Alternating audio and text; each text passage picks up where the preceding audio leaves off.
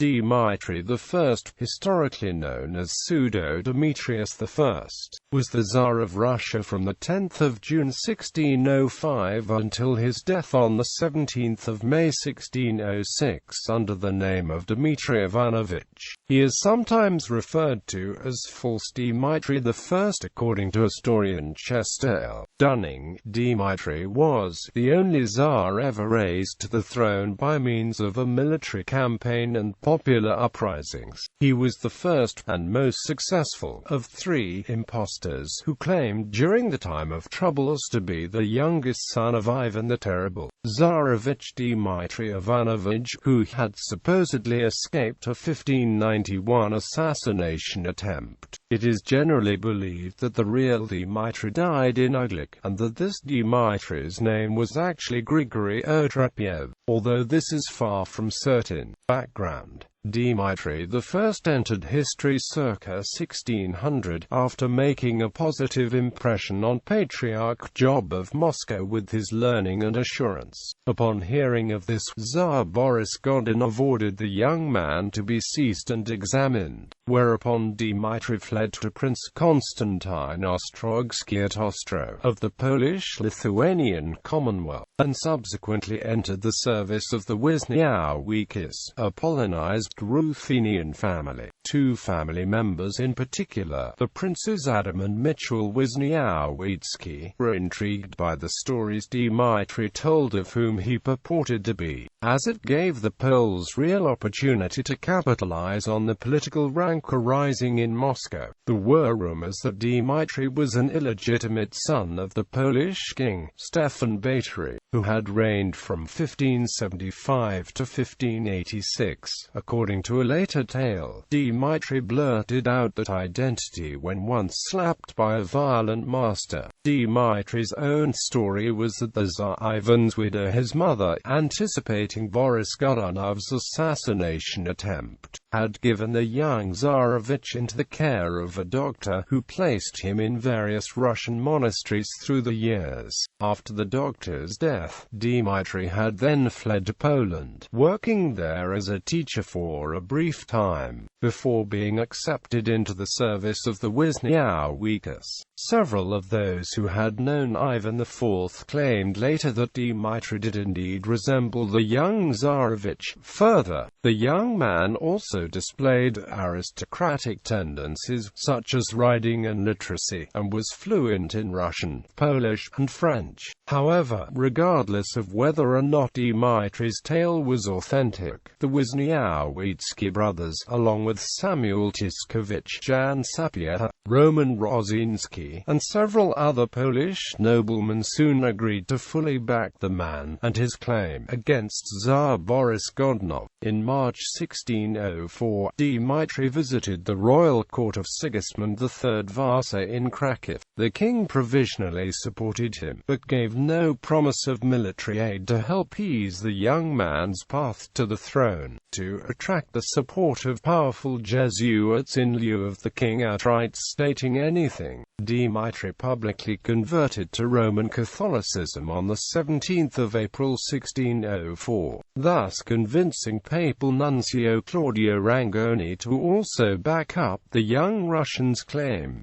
During his time at court, Dmitry met Marina Mosich, daughter of the Polish nobleman Jerzy Mosich. Dmitry and Marina fell in love, asking her father for her hand. The young man was promised it in return for granting the Mosichs full rights to the Russian towns of Pskov, Novgorod, Smolensk, and Novhorod-Cheversky upon his ascension to the Russian throne. When Boris Godunov received word of Dmitry's Polish support, he spread claims of the younger man being just a runaway monk called Grigory Otrepyev, although on what information these claims were based is unproven. Regardless, the Tsar's public support soon began to wane, especially as Dmitry's loyalists spread counter-rumors. Several Russian boyars also pledged themselves to Dmitry, thus giving them a legitimate reason not to pay taxes to Tsar Boris. Dmitry, having now gained the full support of the Polish Commonwealth, formed a small army of approximately 3,500 soldiers from various private forces. With these men, he advanced on Russia in March 1605.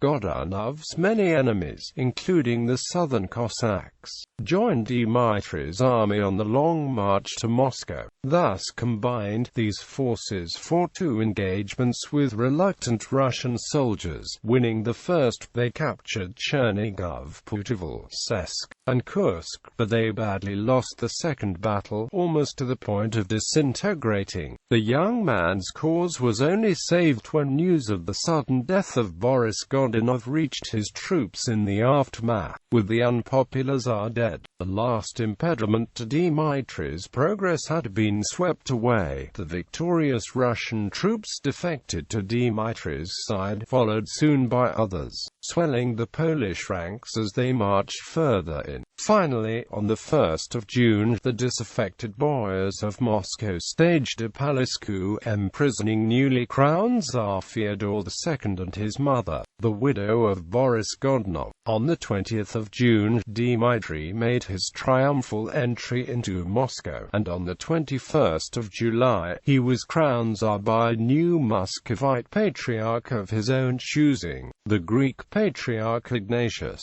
Reign. The new Tsar moved to consolidate his power by visiting the tomb of Tsar Ivan and the convent of his widow Maria Nagaya, who accepted him as her son and confirmed his story. The Godunovs, including Tsar Fyodor and his mother, were executed, with the exception of Tsar of Nazinia, whom Dmitry took as his royal concubine for 5 months. In contrast to Godunov's policies, many of the noble families Tsar Boris had exiled, such as the Shuiskys, Golitsins and Romanovs, were granted the pardon of Tsar Dmitry and allowed to return to Moscow. Fyodor Romanov, sire of the future imperial dynasty, was soon appointed as Metropolitan of Rostov. Old Patriarch Job, who did not recognize the new Tsar, was sent into exile.